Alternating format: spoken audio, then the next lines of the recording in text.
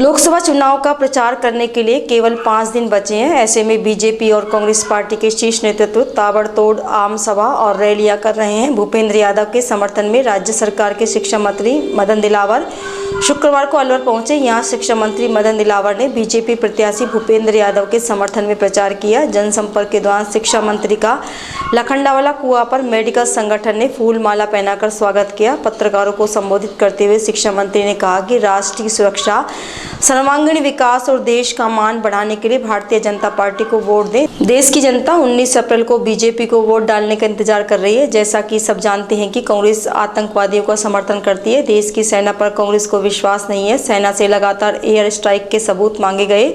कश्मीर में 41,000 लोगों की हत्याएं करवाई गई। सेना को पत्थरबाजों और आतंकवादियों पर गोलियां चलाने का अधिकार नहीं था। सेना को दिल्ली से परमिशन लेनी पड़ती थी।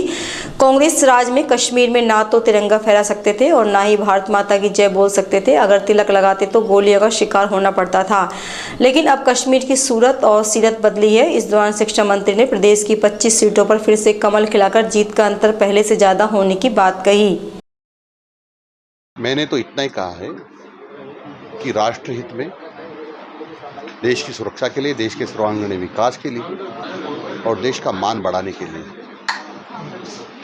भारतीय जनता पार्टी को वोट दें,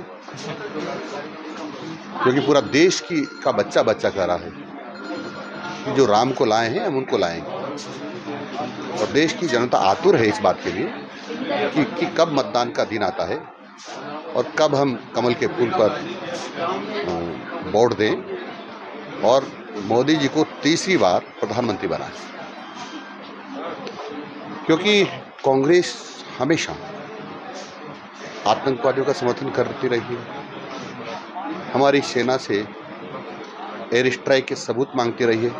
यानी हमारे देश की सेना पर विश्वास नहीं है कांग्रेस को। ये कश्मीर में लगभग 41,000 सिविल लोग और सैनिकों की हत्या करा चुकी है, क्योंकि आतंकवादियों को आतंकवादी घटनाएं करते थे तो उनको आतंकवादियों पर गोली चलाने का अधिकार नहीं था। उनको दिल्ली से परमिशन लेनी पड़ती थी और दिल्ली से परमिशन इतनी डिले हो जाता था परमिशन मिलने में, या देते ही नहीं थे, तब तक आतंकवादी अपने उचित ठिकानों पर नहीं पहुंच जाते थे। हमारे भारत देश का अंग है ये कश्मीर, उस पर हम स्वतंत्र रूप से तिरंगा नहीं फहरा सकते थे, भारत माता की स्वतंत्र रूप से जय नहीं बोल सकते थे, तिलक लगाकर नहीं घूम सकते थे। यदि ऐसा हम करते तो वहाँ हमको गोलियों का शिकार होना पड़ता था। वो सबसे निजात दिलाई है माननीय नरेंद्र जी मोदी ने, जो हमारे देश के प्रधानमंत्री हैं।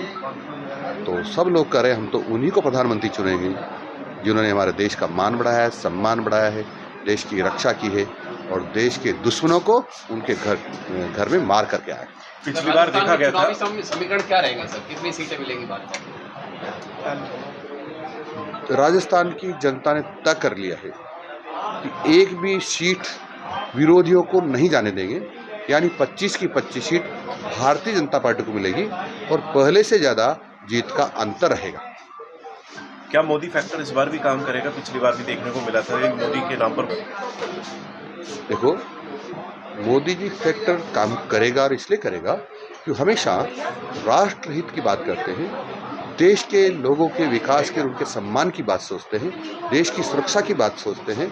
इसलिए मोदी जी के चेहरे पर या मोदी जी के नाम से हॉट वोट मिलेंगे। मेरे कई कांग्रेसी मित्र हैं, उन्होंने कहा कि हमने विधानसभा में कांग्रेस को वोट दिया था, लेकिन हम लोकसभा में तो मोदी जी को ही वोट देंगे, क्योंकि देश की जनता मोदी जी को ही प्रधानमंत्री देखना चाहती है। तो क्या हम गारंटी की बात कर सकते हैं कि गारंटी जो कह रहे हैं कि मेरी गारंटी? मोदी जी तो कहा है, लेकिन इसको मोहर लगाएगी देश की जनता कि हम 400 पार कराएंगे ही, ये ठान ली है देश की जनता ने।